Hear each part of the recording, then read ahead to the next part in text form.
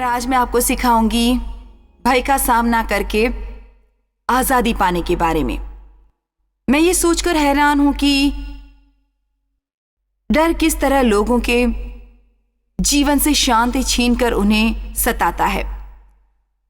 मेरा मानना है कि डर वो मुख्य आत्मा है जिसका इस्तेमाल करके शैतान लोगों को आगे बढ़ने से रोकता है। मेरा संदेश ये नहीं है कि कैसे हमें डर नहीं लगना चाहिए, पर मैं आपको डर पर काबू पाना सिखाऊंगी ताकि वो आप पर काबू न पाए। आपने डर पर काबू पा लिया तो शैतान आपको नहीं सताएगा। सिर्फ विश्वास ही डर को वश कर सकता है। विश्वास होगा तो हम प्रभु से पाएंगे, डर होगा तो हम हमेशा शैतान से पाएंगे। भय से आजादी का मतलब है कि हम पर भय का नियंत्रण नहीं है। हमें भय के शारीरिक या मानसिक लक्षण दिख सकते हैं, पर हम उसकी धमकियों को धिक्कारना सीख सकते हैं। हमें प्रभु की आज्ञा मानकर विश्वास करना है कि वो हमारे साथ है और भय के होते हुए भी हमें आगे बढ़ना है। ऐसा करना हम सीख जाते हैं। तकरीबन 20 साल पहले परमेश्वर ने मुझे एक अद्भुत प्रकाशन को समझने का ज्ञान दिया। मैं सोचती थी कि डर लगने का अर्थ है कि मैं डरपोक, कायर और भयभीत हूं, और मैं चाहती थी कि मुझे डर न लगे। और फिर मैंने जाना कि भय तो हमेशा खुद को जाहिर करेगा और शैतान के पास हमारी प्रगति रोकने का यही एक मार्ग है। हमारे लिए डर के बिना जिंदगी बसर करना नामुमकिन बात हो जाती है। अगर हम उसके अधीन हुए तो वो हम पर हावी होगा। आप अपने जीवन में सामना करते होंगे अस्वाभाविक भय का, अजीब और अनजान भय का। आपके मन में ऐसा डर होगा जिसके बारे में आप किसी को बता नहीं सकते। आप अध्ययन करोगे तो जानोगे कि जिन डरों का सामना लोगों को करना पड़ता है उनकी फहरिस्त काफी लंबी है। आप डर का जितना ज्यादा विरोध करोगे उतना जानोगे कि आपको क्या करना चाहिए, चाहे आपको डर लगे या ना लगे, और वो आपके जीवन में धीरे धीरे कमजोर होता जाएगा। आप प्रार्थना करके डर को अपने से दूर नहीं रख सकते। उसका विरोध करो। खौफ वो एहसास है जो झूठी बातों को सच दिखाता है, जिससे आप वो सोचते हो कि ऐसा कुछ तो होगा जो वास्तव में नहीं हो सकता। मैं जानती हूं कि आपको अपने जीवन में कुछ अनहोनी होने का डर हमेशा लगा रहता है, पर जिसका हमें डर लगता है वो दरअसल कभी होता ही नहीं है, और अगर हुआ भी तो जिस डर के साए में हम तड़पते हैं वो उस अनहोनी से भी दुखदायक होता है, बहुत ज्यादा दुखदायक। मैं आपको प्रोत्साहित करती हूं कि खौफ से दूर रहो, क्योंकि खौफ डर का एक बेहद करीबी रिश्तेदार है। वही हमें डर से जोड़े रखता है। हम अक्सर कहते हैं, मैं दुकान में जाने से डरती हूं, मैं गाड़ी चलाने से डरती हूं।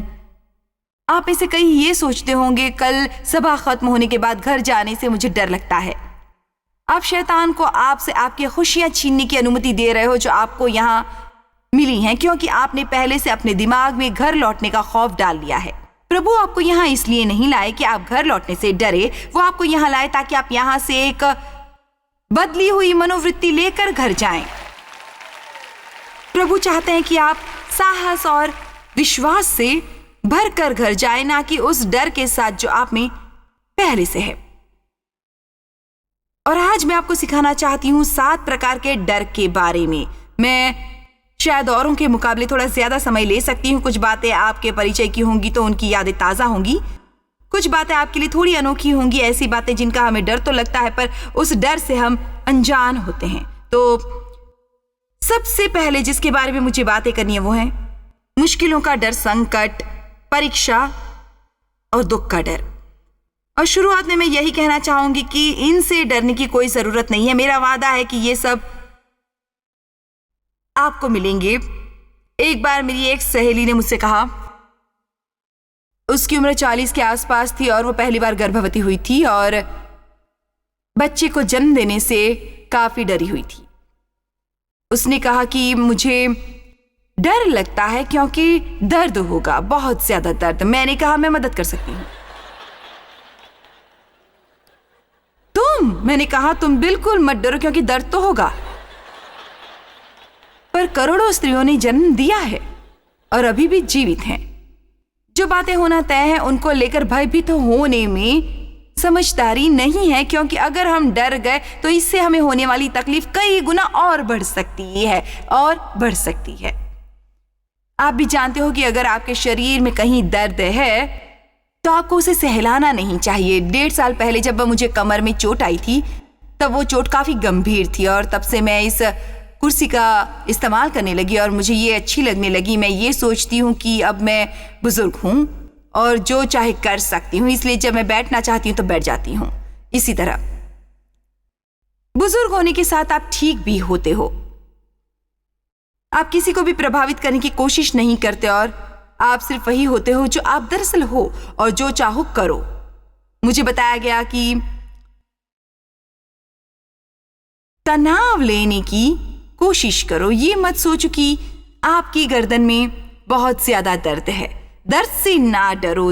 हम दर्द से जितना ज्यादा डरेंगे उतना ही वो बढ़ेगा और जीवन के हर क्षेत्र में ये ऐसा ही रहने वाला है। बच्चा जन्मते समय आपको क्या बताया जाता है? सांस लो छोड़ो, सांस लो छोड़ो। तो इसी सूत्र का प्रयोग करके मैं आपको बताना चाहती हूँ कि जिस किसी बात से आप डरते हो वो डर आपकी हालत और गंभीर बनाएगा। जब आप जानते हो कि आपको उसमें से गुजरना है तो उससे डरना बिल्कुल बेमानी है। आपको ये कहना है कि वक्त आने पर प्रभु मुझ पर अनुग्रह करेंगे। मुझे बल देने वाले मसीह के द्वारा मैं सब कुछ कर सकता हूँ जो मैं करना चाहता हूँ। जिंदगी मुश्किल है, हम जानते हैं, पर प्रभु ने हमें पवित्र आत्मा के सामर्थ्य से भरा है ताकि हम हर मुश्किल काम होठों पर मुस्कान और दिल में खुशी लाकर अपने जीवन में कर सकें। मुश्किलों के लिए हमें हमारे जीवन में पवित्र आत्मा मिला है। आमीन। हमारे लिए कभी भी सब कुछ आसान नहीं हो सकता। अपने जीवन में हम पवित्र आत्मा से भरे हुए योद्धा हैं। महान काम करने हेतु हमें अपने जीवन में प्रभु का सामर्थ्य मिला है। एक बार की बात बताती हूं। एक बार डेव मुझसे बातें कर रहे थे हमारे देश के बारे में और उन्होंने मुझे बताया, उसने इतिहास के बारे में भी, कैसे एक परिपूर्ण इतिहास की पुस्तक उन सारी बातों का ब्यौरा देती है जो प्रभु ने वहां की थी। वो असामान्य बातें हैं जो परमेश्वर ने हमारे देश में शुरुआती दिनों में की थी और ऐसा इसलिए हुआ क्योंकि लोग निर्भर थे प्रभु के वचन पर। हमारे कानून की बुनियाद थी प्रभु का वचन। तो वो कह रहे थे कि यदि प्रभु को इतिहास में से हटा दिया गया, जैसा कि आज किया गया है, स्कूल या पुस्तकालयों में जो इतिहास की पुस्तकें हैं उनमें परमेश्वर नहीं होते हैं और इसलिए सब स्वाभाविक है। खैर, प्रभु के बिना हम स्वाभाविक हैं। हम किसी और के अधीन नहीं हैं, पर हमारे पास है सर्वोत्तम और इसीलिए हम सर्वोत्तम जीवन जीकर सर्वोत्तम काम कर सकते हैं। तो मुझे आज आपको प्रोत्साहन देना है कि आपको डरना नहीं है। डर लग सकता है पर आपको डरना बिल्कुल भी नहीं है। सिर्फ डर लगने में और भयभीत होने में काफी बड़ा अंतर है। आप थरथराते हैं, घुटनों से, सूखी हुई जुबान से और तेजी से धड़कते हुए दिल से आगे बढ़कर कह सकते हो कि प्रभु मेरे साथ है, वो मुझे न छोड़ेंगे और ना ही कभी त्यागेंगे और मैं वो सब कुछ करूंगा जो मुझे करना है। मैं नहीं डरूंगा, कोई मेरा क्या बिगाड़ेगा। अपने जीवन में इसके लिए कौन तैयार है?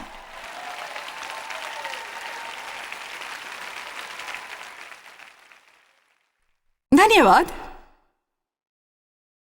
तो आपको संकट से डरना नहीं है। संकट आएगा इसलिए आपको डरना नहीं है, वो तो आएगा। आप कहेंगे ये तो प्रोत्साहनात्मक नहीं है। हाँ, ये सच है। मुझे आपको झूठी उम्मीद नहीं देनी है।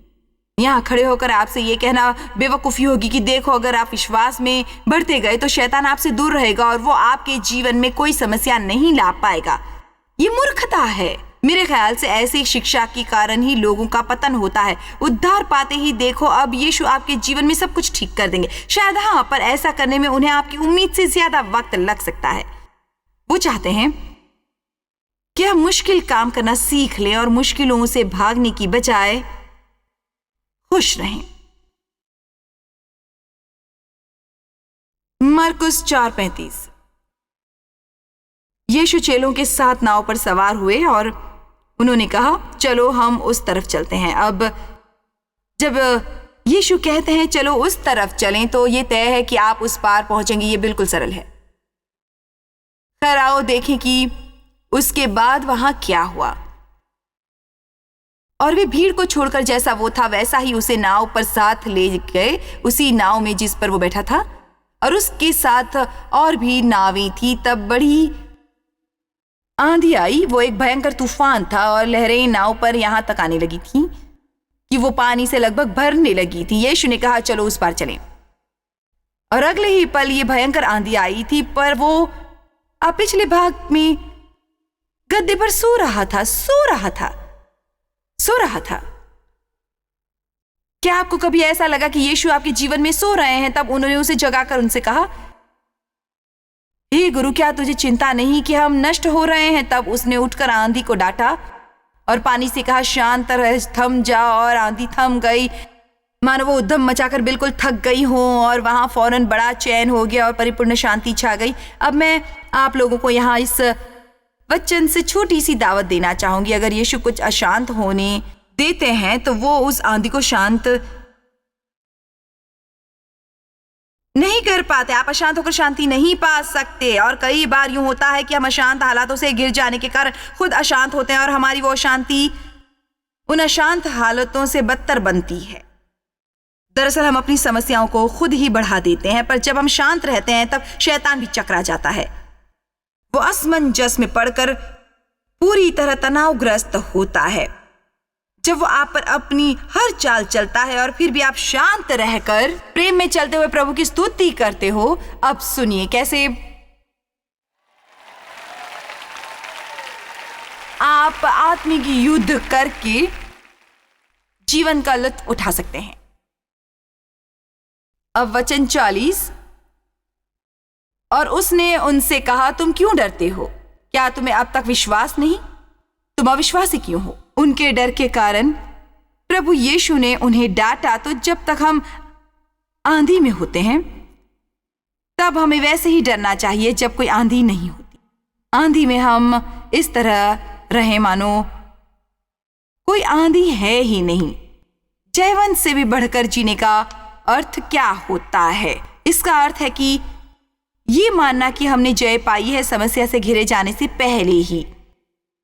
इसलिए जब आप समस्या की आहट सुनते हैं तब आप निराश नहीं, बल्कि यूं कहें कि मैंने पहले ही जीत पा ली है। मैं इससे जाऊं भी तो प्रभु मेरे साथ हैं, इसलिए मैं इससे परेशान नहीं होऊंगा बल्कि इसे पार कर जाऊंगा। मैं वही करूंगा जिसकी मुझे जरूरत है। मैं अपना आनंद और अपनी खुशी किसी भी बात को छीनने नहीं दूंगा। मैं अपना दिन खराब नहीं होने दूंगा। मैं वही करूंगा जो मुझे करना चाहिए। आमीन।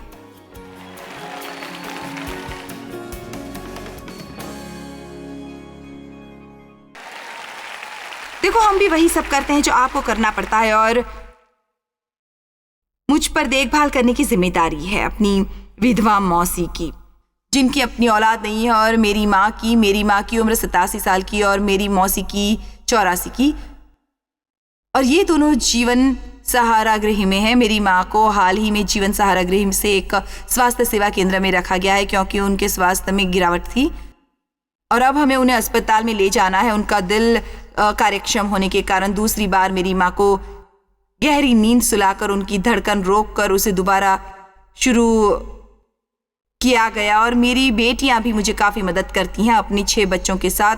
और जब आपके 6 बच्चे होते हैं तब आप काफ़ी व्यस्त होते हैं, और मैं भी अपनी सेवा में व्यस्त रहती हूँ। मेरी बेटियों के लिए ये सब कर पाना और मेरे लिए लगभग नामुमकिन है क्योंकि उनकी सेहत में उतार चढ़ाव लगा रहता है, जिसके कारण उन्हें डॉक्टरों को लगातार दिखाना पड़ता है और उनकी राय लेनी पड़ती है। हमने हाल ही में उन्हें एक देखभाल केंद्र में रखा है, पर वे हमेशा कॉल करके कहते हैं हम उन्हें अस्पताल ले जा रहे हैं, और मैं शहर से बाहर होती हूँ तो किसी को तो जाना ही पड़ता है। तो एक बार मैंने अपनी बेटी को फ़ोन किया और कहा, मैं कहना तो नहीं चाहती पर अभी मुझे नर्सिंग होम से कॉल आया है कि वे नानी को अस्पताल ले जा रहे हैं, वो तकलीफ में है। तो मेरी बेटी ने कहा मैं उनकी देखभाल करूंगी। मैंने कहा मुझे काफ़ी बुरा लग रहा है कि तुम्हें जाना पड़ रहा है। वो बोली कुछ नहीं माँ, और मुझे उस पर फक्र हुआ। मैंने कहा अरे प्यारे प्रभु, काश मैं भी उसकी उम्र में उसके जैसा बर्ताव कर पाती। मुझे खुशी है कि उसे मुझसे बेहतर शिक्षा मिली है। इसी विषय में मैंने दोबारा उससे बात की तो वो बोली वो तो मेरा फर्ज था, इसलिए उस बात को लेकर आपको परेशान होने की जरूरत नहीं है। और मैं चाहूंगी कि आप इस बात को अपने दिल पर अंकित कर लें। उस बात को लेकर परेशान होने की जरूरत नहीं है जो आपको किसी भी तरह करनी है, क्योंकि परेशान होने से हालात नहीं बदलेंगे बल्कि आप खुद अस्वस्थ होंगे।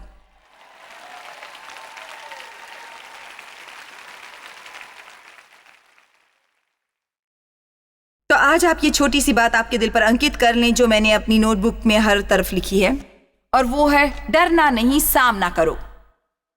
डरना नहीं, सामना करो। एक कुरिन्थियों 16:9 में पौलुस ने कहा, मेरे लिए एक बड़ा और उपयोगी द्वार खुला है और विरोधी बहुत से हैं। हर अवसर के साथ विरोध आता है। नए पायदान का अर्थ होता है नया शैतान। आप पदोन्नति के लिए प्रार्थना करें, पर यह याद रखें कि आपका सुपरवाइजर या बॉस बनने का अर्थ है कि अब आपको नापसंद करने वालों की संख्या बढ़ेगी। मैं नकारात्मक बनने की कोशिश नहीं कर रही हूं, पर यह सच्चाई है।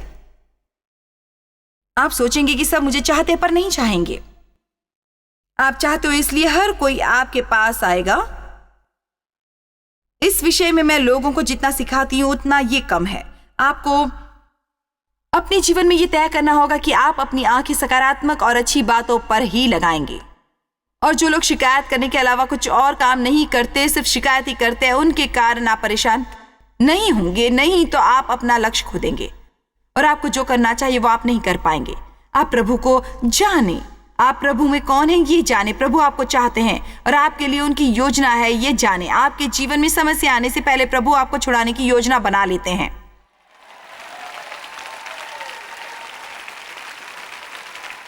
वो पहले से आपका छुटकारा तय करते हैं, इसलिए हमें बाइबल की बोली बोलनी चाहिए। मुझे ये लड़ाई लड़ने की जरूरत नहीं है, ये लड़ाई मेरी नहीं प्रभु की है। मैं खुशी और शांति में रहूंगा और प्रभु मुझे जो भी करने को कहेंगे मैं करूंगा, पर मैं प्रभु में निश्चित होकर इंतजार करूंगा कि वो मेरे शत्रुओं को मेरे पैरों तले रखें। आप ये निश्चय करें कि इस धरती पर यह आपका आखिरी दिन भी हुआ तो आप उसका लुत्फ उठाएंगे। शैतान को आपको डराने का मौका ना दो। नंबर 2, मत सोचो कि आपको जो चाहिए वो सब मिलेगा। जब आप किसी से कहते हो कि उन्हें जो चाहिए वो नहीं मिलेगा, या उस भीड़ को देखो जिसमें अगर मैं कहूं कि आप प्रभु को जो कुछ करने के लिए कह रहे हो वो प्रभु की इच्छा ना हुई, तो आप जो चाहते वो आपको नहीं मिला, तो मेरे लिए एक बार भी कोई ताली नहीं बजाएगा। लोग कहेंगे ये कोई मन भावना संदेश नहीं। पर सच्चाई यही है कि आप में से किसी को भी वो सब कुछ नहीं मिलेगा जो आप चाहते हो। आप गलत मांगते हो, आप गलत इरादों से प्रार्थना करते हो, आप वो बातें मांगते हो जो आपको तबाह करेगी, पर इस बात से आप अनजान हैं। पर हर किसी को वो सब कुछ नहीं मिलेगा जो उन्हें चाहिए। अगर आपको प्रभु से प्रेम है तो आप फिर भी प्रभु में आनंदित रहेंगे।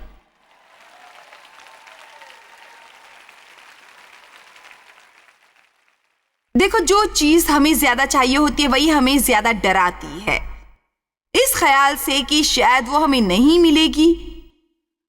खैर, क्या अगर मेरी कभी शादी नहीं हुई तो?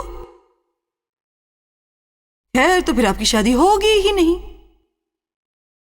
और इसका एक और रुख है। देखो, अपनी मनमानी करने हेतु आपको किसी की इजाजत नहीं लेनी है।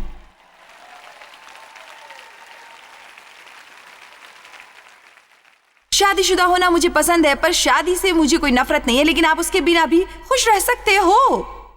खैर,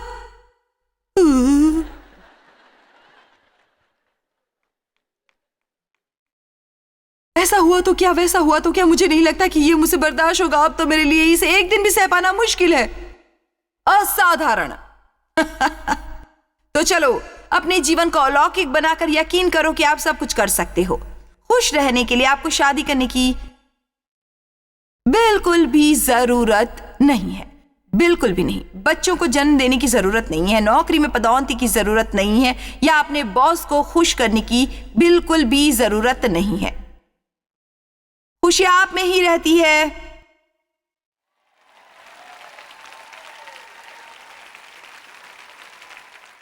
मुझे डर है कि मुझे जो चाहिए वो नहीं मिलेगा। खैर, तो यीशु की तरह प्रार्थना करो। प्रभु आप चाहो तो ये कटोरा मुझसे दूर करो, पर मेरी नहीं बल्कि आपकी इच्छा पूरी हो। आपको हमेशा ये डर लगेगा कि आप जो चाहते हो वो आपको नहीं मिलेगा। दरअसल हमें जो चाहिए उसके लिए हम ज्यादा मांगते हैं। हमें ये कहना चाहिए कि प्रभु आप मुझे अपनी इच्छा से दो, आपको जो चाहिए वही मुझे दो।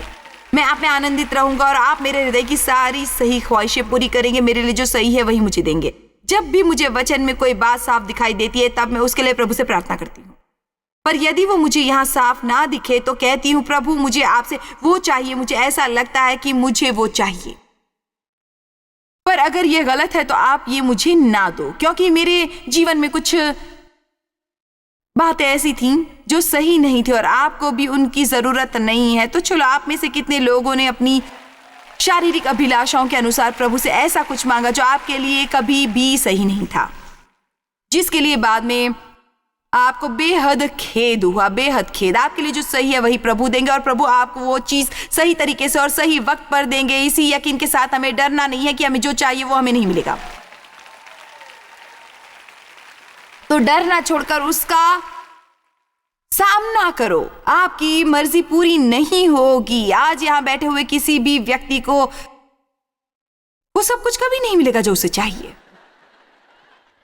मैंने पहले आपको चेतावनी दी थी, फिर भी आपने ताली नहीं बजाई। ऐसा लगता है मानो यहां सबको सांप सूंघ गया है। सच में क्या ये मजेदार नहीं है? काफी मजेदार है। ये शरीर, इसे चाहिए, इसे चाहिए, इसे चाहिए। प्रभु हमें हमेशा वो नहीं देते जो हमें चाहिए, वो हमें हमेशा वही देते हैं जो आखिरकार हमारे लिए लाभदायक होता है।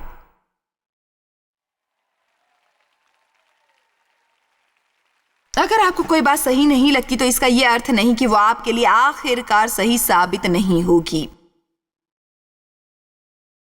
कई बार हम पर मनमानी करने की धुन सवार होती है। मेरी जिंदगी में कई साल ऐसे थे जब मैं अपनी मर्जी पूरी ना होने पर खुश नहीं हो पाती थी। मनमानी करना तो जैसे मेरे लिए नशा बन गया था। जब भी मेरी मर्जी पूरी नहीं होती थी तब मैं फौरन खुद पर तरस खाती थी, भावुक हो जाती थी। क्या मेरी बातें किसी को समझ आ रही हैं? जब भी मैं किसी पर हुक्म चलाकर उन्हें नियंत्रित नहीं कर पाती थी तब मैं बेकाबू हो जाती थी। ऐसा करके मैं थक चुकी थी। मैं उसे 50-50 नसीहत कहती थी। मैं पूरी तरह अपने हालातों का आहार बनती थी, पूरी तरह हालातों से नियंत्रित होती थी। मेरी मर्जी पूरी होते ही मैं खुश होती थी,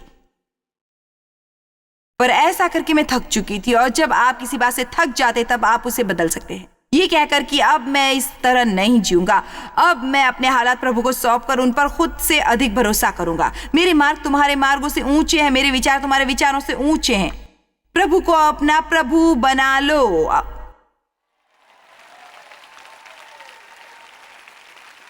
जो चाहिए वो पाने के चक्कर में हम खुद को बेशुमार तकलीफ देते हैं, पर अगर हम वो पाना चाहते हैं तो प्रभु हमें देना चाहते हैं, तो हमारी खुशी और शांति बेहद बढ़ेगी।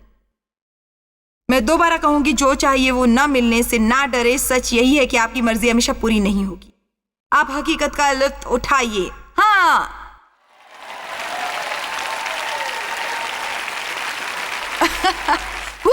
अब आप समझे तो ठीक है। अब मैं अपने टीवी के दर्शकों के लिए कुछ कहना चाहूंगी। आपको हमेशा वो नहीं मिलेगा जो आपको चाहिए। ये न सोचना कि ये सिर्फ यहां बैठे हुए लोगों के लिए है, आपके लिए नहीं। इसलिए आप प्रभु से वो पाने की कोशिश ना करें जो आपको चाहिए, बल्कि प्रभु की तरह कहना सीख लो कि हे पिता, मेरी नहीं बल्कि आपकी इच्छा पूरी हो। आमीन। नंबर 3, अपरिपूर्ण होने का डर।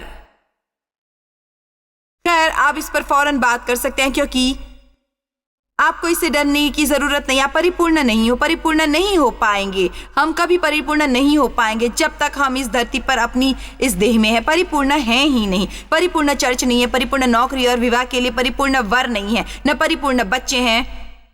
परिपूर्ण लौट कर आ रहा है, पर फिलहाल वो यहां नहीं है।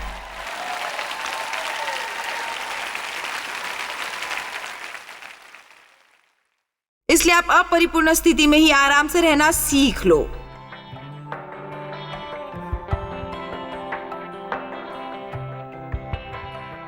देखो, आपको डर ने सताया होगा या डर के कारण आप वो सब नहीं कर पाए होंगे जो करना जरूरी था। आज आपके लिए एक बहुत ही अच्छी खुशखबर है। खौफ अब आपके जीवन पर राज नहीं कर पाएगा। अवसर उठाकर उसे जीत सकते हो और मसीह में आजादी पा सकते हो, ताकि आप वो कर सको जो प्रभु चाहते हैं। ये आप डर लगने पर भी कर सकते हो।